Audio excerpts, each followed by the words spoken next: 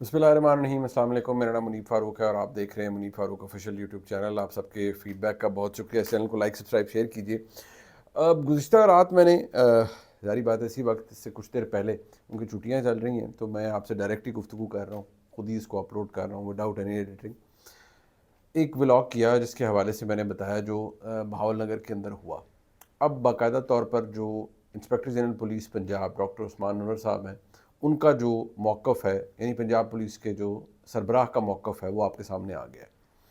اس video کو اگر آپ دیکھیں جو کہ انہوں نے اپنے آفیشیل فیس بک کے اوپر جو ان کا اکاؤنٹ ہے وہاں سے شیئر کی ہے، اس گفتگو کے اندر جو ڈاکٹر عثمان انور صاحب فرما رہے ہیں اس میں چند باتیں ہیں جو کہ بڑی اہم ہیں۔ ایک بات جو کہ میں نے اپنے پچھلے ولاگ میں آپ کو بتائی اور وہ بات آئی جی صاحب کے موقف سے کنفرم ہو گئی، جو میں نے آپ کو خبر دی تھی کہ پولیس نے غلطی کی۔ اس بات کی نشاندہی آئی جی پنجاب خود بھی کر رہے ہیں کہ جو پروٹوکول ریڈ سے متعلق ایس او پی بنایا گیا ہے اس کو چند لوگوں نے بریک کیا، وائلیٹ کیا۔ تو یہ بات تو کلیئر ہوگی، یہ سب کچھ ہوا تھا۔ جہاں تک بات بہت ساری انسولیسیٹڈ مطلب ایسی فوٹیجز کی یا ایسے ویڈیو کلپس کی آ رہی ہے جن کی ویراسٹی چیک نہیں ہو سکتی، ان کے بارے میں صرف یہی کہا جا سکتا ہے کہ وہ سرکولیٹ ہوتے رہے۔ لیکن ایک بات جو کنفرم ہوگی وہ یہ کہ پولیس کی جانب سے جو ایگریشن ہے وہ دکھایا گیا، غلطی کی گئی۔ لیکن جو چیز جو تاثر اس ویڈیو کے اندر جو کہ ڈاکٹر عثمان انور صاحب کی ہے، وہ بائی دا وے اس کے اندر بڑے اس کو کاٹا گیا، مختلف جگہ سے ایڈٹ کیا ہے۔ اس میں آڈیو کا جمپ آ رہا ہے، پتہ چل رہا ہے کہ ان کے بات کو بیچ میں کاٹا گیا ہے، انہوں نے کچھ جملے بیچ میں سے ایڈٹ کروائے ہیں، اور وہ پھر اس کے اندر آپ کو واضح طور پر نظر آئے گا کہ اس کے اندر سے چیزیں نکالی گئی ہیں تاکہ صحیح جو پیرائے کے اندر گفتگو ہے وہ سامنے آئے۔ اور ڈاکٹر عثمان انور صاحب فرما رہے ہیں کہ جی ہم نے آپ کے لیے یعنی پولیس فورس کے لیے اتنا سب کچھ کیا، ترقیاں دیں، انڈاؤمنٹ فنڈز کریٹ کیے، پیسے لگائے فلاح کے لیے پنجاب پولیس کی، تو آپ کو بھی چاہیے کہ آپ اپنی ڈیوٹی اچھے طریقے سے کریں۔ انہوں نے کہا ایک واقعہ ہوا جس کے نتیجے میں پاکستان کی فوج کی قیادت جو وہاں کی لوکل تھی اور جو آر پی او تھے، انہوں نے باقاعدہ طور پر علاقے کا دورہ کیا اور اب اس کے اوپر ایک مشترکہ انویسٹیگیشن ٹیم بنا دی گئی ہے، ایک جوائنٹ انکوائری ہو رہی ہے جس کے اندر پولیس کے لوگ بھی شامل ہیں اور فوج کے لوگ بھی شامل ہوں گے۔ اور وہ کہتے ہیں جی احتساب ہوگا جس نے جو جہاں پر غلطی کی۔ دیکھیے بات بڑی سیدھی سی ہے۔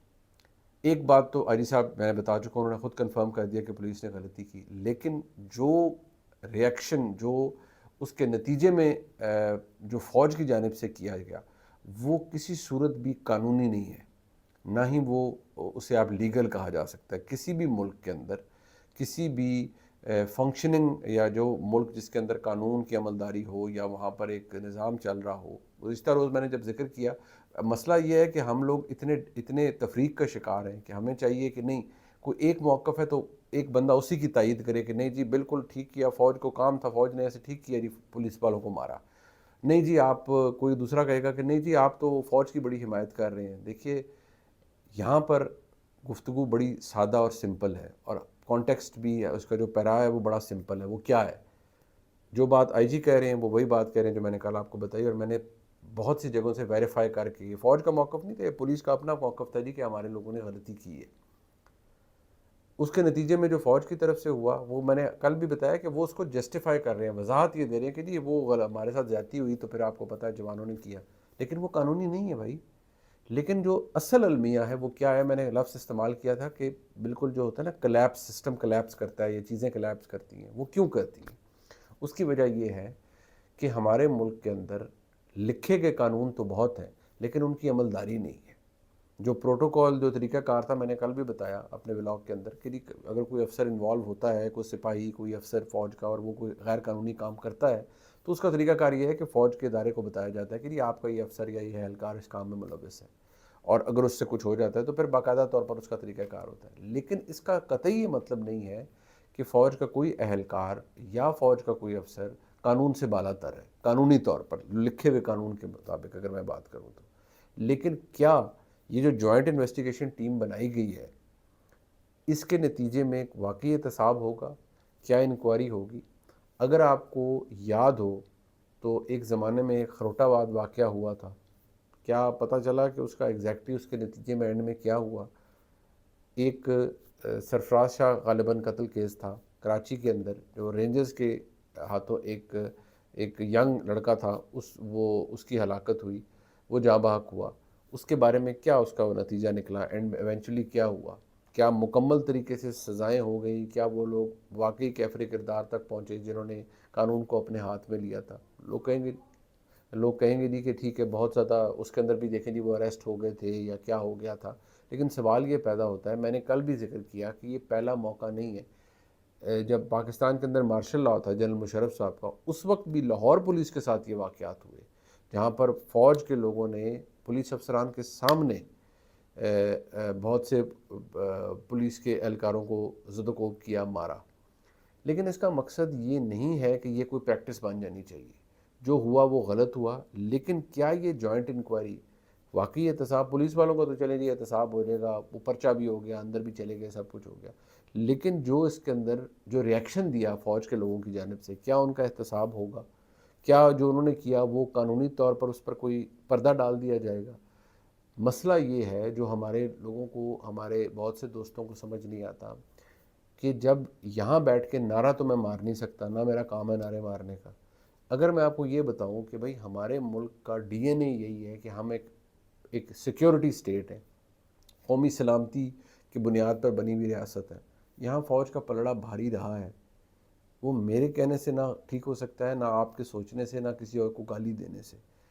نہ صرف حکومتی معاملات کے اندر، نہ صرف سیاسی معاملات کے اندر، اوورآل بھی اتنی طاقت ہے اس ادارے کے اندر اور اتنا اس کا امپیکٹ ہے کہ کوئی سمجھنے کو تیار نہیں ہوتا، لیکن وہ انہی چیزوں سے ظاہر ہوتا ہے کہ وہ تمام تر چیزوں سے بالا ہے۔ انٹرنل اکاؤنٹیبلٹی، ہر چیز وہ ذکر کرتے ہیں، لیکن جب ایسے معاملات آتے ہیں تو آپ کسی کا کچھ نہیں بگاڑ سکتے۔ یہی یہاں پر بھی ہوا۔ ہم امید کر سکتے ہیں کہ جوائنٹ انکوائری کروا لیں آپ، جوائنٹ انکوائری سے کیا نکلے گا؟ کتنے لوگوں کا پتہ چلے گا جی کہ ان کا کورٹ مارشل ہوا ہے، کتنے لوگوں کا جہاں فوج نے کرنا ہوتا ہے بے شمار لوگوں کا، اب یہ تھانے 9 مئی ہوا، بتیرے لوگوں کو اس کے اندر تو D G I S P R نے آن ریکارڈ کہا کتنے لوگوں کو، سرونگ لوگوں کو، جن کا کورٹ مارشل بھی ہو رہا ہے، جو انڈر انویسٹیگیشن ہے۔ لیکن اس معاملے کے اوپر کیا واقعی یہ ہوگا؟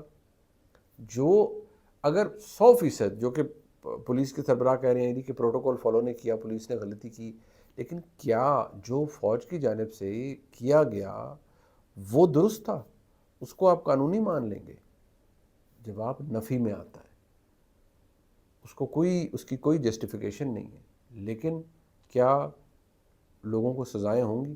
میں بحیثیت ایک عام پاکستانی چاہوں گا کہ اگر کسی نے قانون ہاتھ میں لیا تو اسے سزا ملے، لیکن کیا اس کیس میں ہوگی؟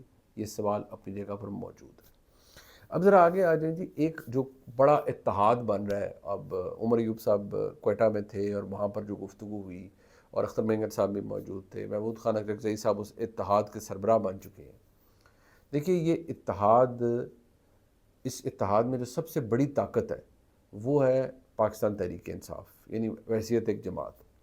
لیکن یہ اتحاد بصد احترام میں کہوں گا 0.0 ہے۔ کیوں؟ اس لیے کہ ہمارے ملک میں تاریخی طور پر دیکھا جائے تو اس طرح کے اتحاد بننا، کبھی اے آر ڈی، کبھی ایم آر ڈی، کبھی جو ہمارے ملک میں بنتا رہا ہے، یہ جتنی بھی تحریکیں ہیں ان کی کامیابی کا انحصار تب ہوتا ہے جب ان کو کہیں سے اشارہ ہو کہ اچھا ٹھیک ہے جی لگے رہو، اور دبا کے لگے رہے اور بس حکومت کو فارغ کر دینا ہے یا حکومت کو ڈی سٹیبلائز کر دینا ہے۔ اس وقت اس اتحاد کا جلسے ہو جائیں گے، پشین سے آپ شروع کر لیں، کسی اور جگہ کر لیں، نعرے مار لیں، برا بھلا دوسروں کو کہہ لیں، لیکن فرق نہیں پڑے گا۔ فرق اس وقت پڑے گا جب جس ادارے سے محبت کے متمنی ہیں تمام لوگ، تمام ہمارے ملک کی بڑی سیاسی قیادت جتنی بھی ہے، سمیت جناب عمران خان کے، جب ادھر سے راہ و رسم بہتر ہو جائیں گے تو آپ دیکھیے گا یہی لوگ جو آج دست و گریباں ہیں وہ اکٹھے بیٹھیں گے اور کہیں گے آئیں جی حکومت ڈی سٹیبلائز ہو رہی ہے اور ہماری باری آنے والی ہے۔ یہ وہی دور ہوگا جیسے عمران خان صاحب کی حکومت جب گر رہی تھی، گرائی گئی تحریک عدم اعتماد کے نتیجے میں، تو اس وقت جو پی ڈی ایم تھی جس طرح وہ اکٹھی ہوئی تھی، Peoples Party P D M سے نکل چکی تھی لیکن پی ڈی ایم کے ساتھ کھڑی ہوئی اور انہوں نے شہباز شریف صاحب کو پی ڈی ایم 1 میں وزیر اعظم بنایا۔ یہ ارینجمنٹ جو آج آپ کو نظر آ رہا ہے یہ بھی بائی اینڈ لارج ویسا ہی ہے، کوئی فرق نہیں ہے۔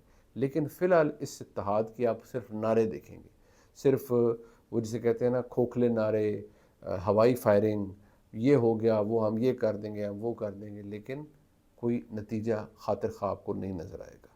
نتیجہ تب نظر آئے گا جب آپ کو پتہ لگے گا کہ ان کو اشارہ مل چکا ہے اور معاملات حکومت کے لیے خراب ہیں۔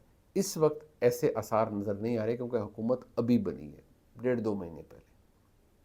کچھ ایسا نہیں ہوا کہ جس سے پاکستان کی مقتدرہ کے پاس کوئی وجہ آ گئی ہو کہ اس حکومت کو فارغ کر دیں، اور شہباز شریف صاحب کے وزیر اعظم ہوتے ہوئے تو یہ وجہ ذرا مشکل سے آئے گی، اس لیے کہ شہباز شریف صاحب نے تو کسی سے لڑائی کرنی نہیں ہے۔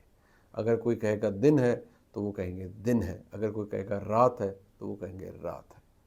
اگر لڑائی شروع ہوگی تو میں آپ کو آج بتا رہا ہوں اس کی بنیاد پنجاب ہوگا، کیونکہ پنجاب حکومت کے اندر انٹرفیرنس مریم نواز شریف صاحبہ کو بھی برداشت نہیں ہے، میاں نواز شریف صاحب کو بھی برداشت نہیں ہے۔